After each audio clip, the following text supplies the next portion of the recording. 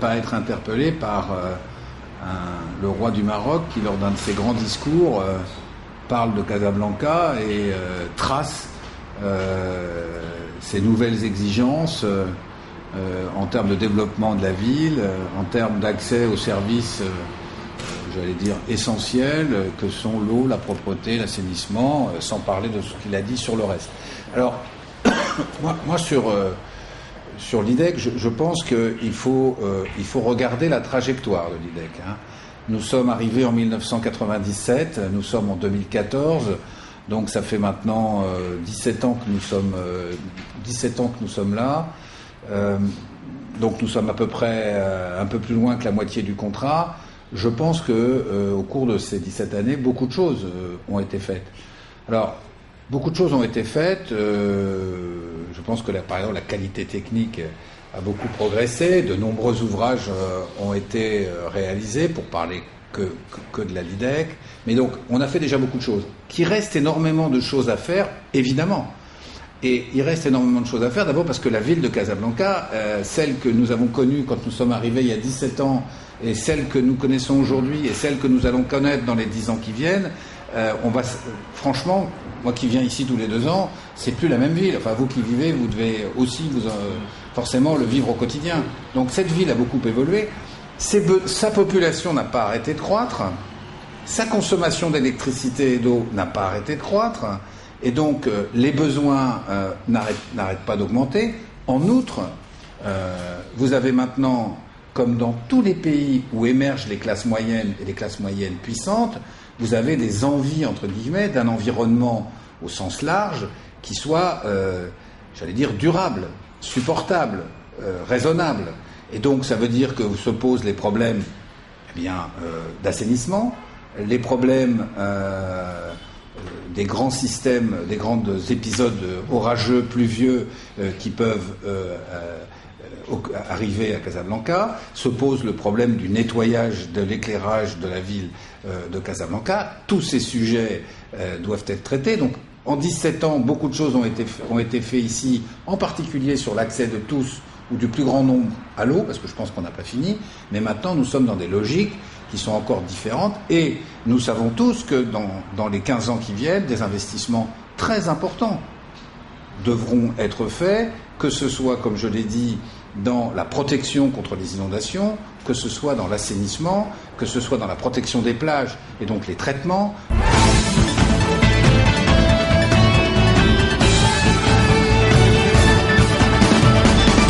C'était pas une mauvaise réponse en vous disant qu'il y avait l'option Calcutta et l'option Barcelone. Pour ceux qui connaissent Barcelone, c'est une ville qui a été faite par un type très cartésien au départ, et donc tout est comme ça et comme ça. Donc effectivement, c'est quasiment new-yorkais. Voilà.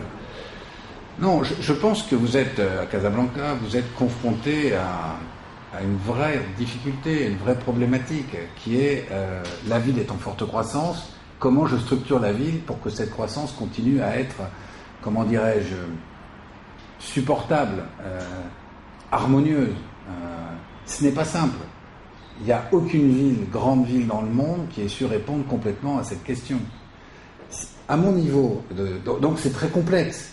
Et c'est forcément un débat entre les urbanismes, la population, les hommes politiques qui les représentent, l'administration centrale qui a son mot à dire. C'est forcément un débat. Ce débat n'est pas simple à trancher, parce que les villes, au fur et à mesure que vous débattez, la ville évolue. Bon. Par contre, vous allez retrouver un certain nombre de points, j'allais dire, que j'appellerais des invariants. Bon. Il n'y a pas de grande ville qui fonctionne sans transport public qui fonctionne. Il n'y a pas de grande ville qui fonctionne si elle n'est pas alimentée en électricité. Et il n'y a pas de grande ville qui fonctionne si elle n'a pas un bon aéroport ou un bon port, ou les deux.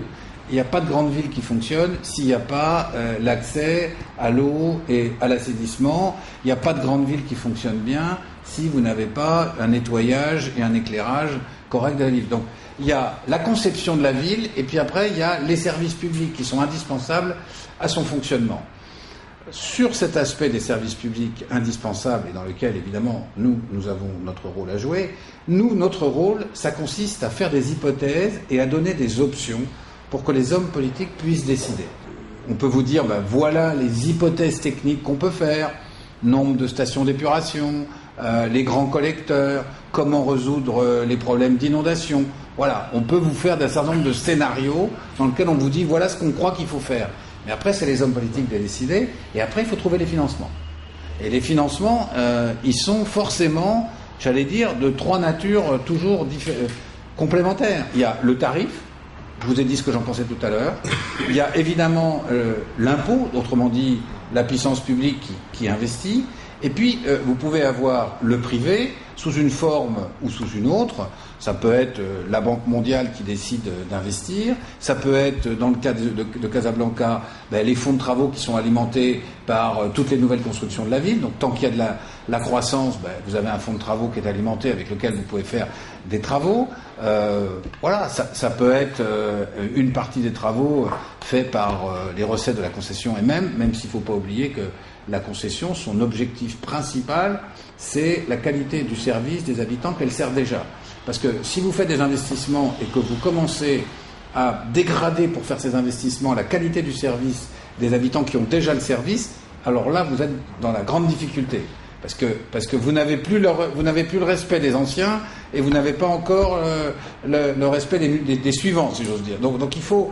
Tout ça, c'est des équilibres. Il n'y a pas de solution, j'allais dire, toute faite.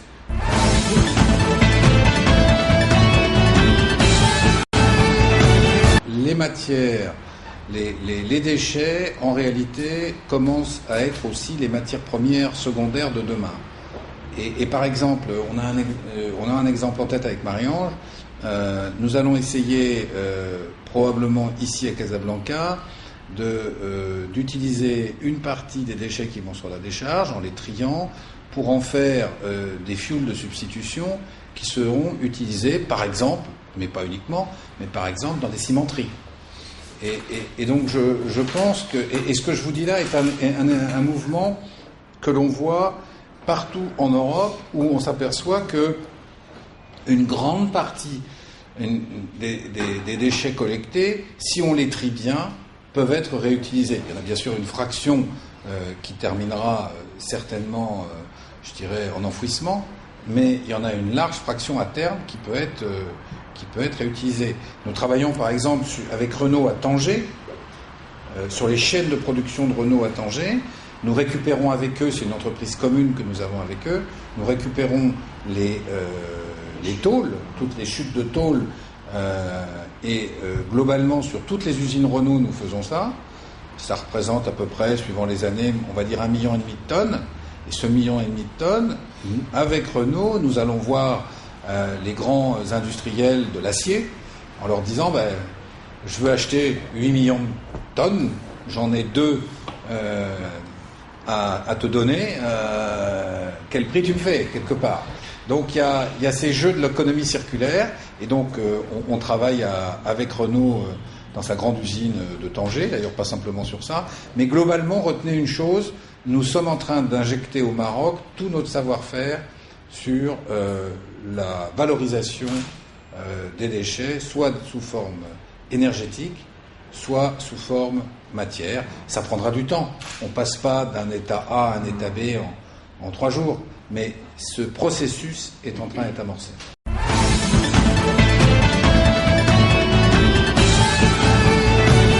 La structure tarifaire, le choix du tarif, a toujours relevé dans tous les pays où nous sommes implantés de la puissance publique. Ce n'est pas l'opérateur privé qui fixe les tarifs. C'est bien le délégant, la puissance délégante qui choisit. Donc, et il y a des pays où nous sommes des acteurs très importants. Je prends l'Arabie Saoudite, par exemple. Nous sommes un acteur pour prendre, ou l'Algérie, ou le Maroc. Mais je prends l'Arabie Saoudite parce que c'était le plus simple des trois, où pratiquement l'eau est gratuite pour les personnes physiques. Ça n'empêche pas que nous sommes rémunérés, nous, pour les prestations que nous faisons. Donc je pense qu'il ne faut pas opposer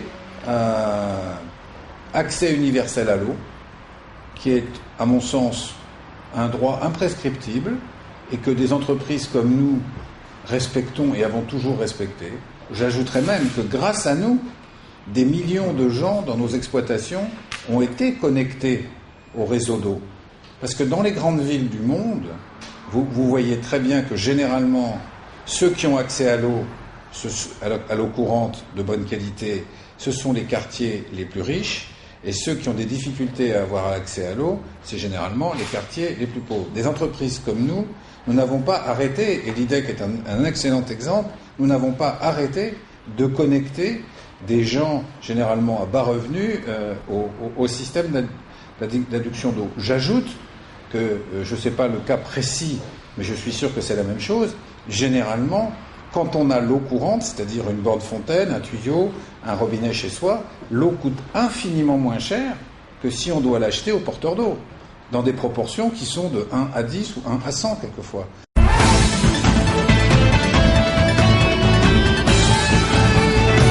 Le métier de l'eau attire beaucoup d'investissements.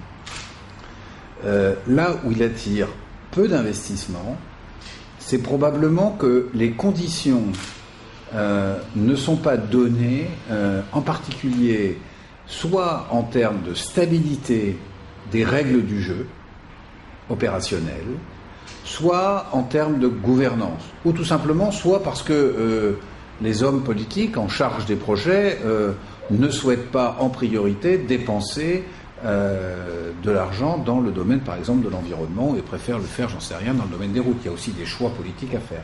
Mais globalement, dans beaucoup de pays, quand les règles sont fixes, quand il y a la confiance des investisseurs, les investissements dans les domaines de l'eau sont forts. Alors, je précise bien que dans mon esprit, dans l'environnement en général, il faut une combinaison d'investissements.